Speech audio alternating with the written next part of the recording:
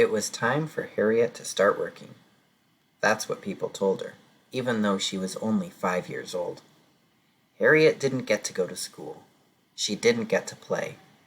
Instead, she had to go take care of someone else's baby. Why did Harriet have to do this? Because she was a slave. Harriet Tubman was born in 1822 in the state of Maryland. As a young girl, Harriet had a hard life.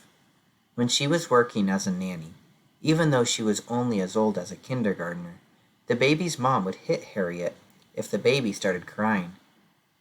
Harriet was beaten many times, and one day she even ran away. But she was found and then got beaten again for trying to run away.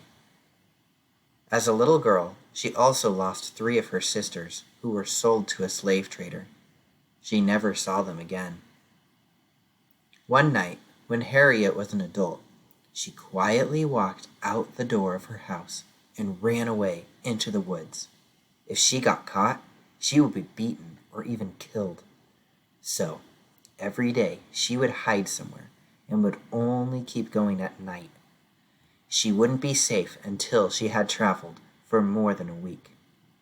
After a week of traveling, she finally arrived in Philadelphia, the city that she could be safe in.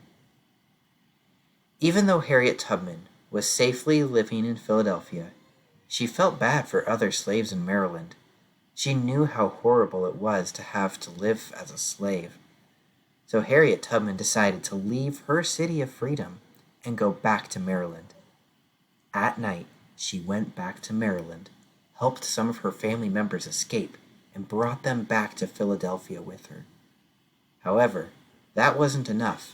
She knew there were still many more slaves that needed help. So, she went back and made many more trips to help save those slaves. In total, Harriet Tubman saved more than 300 slaves.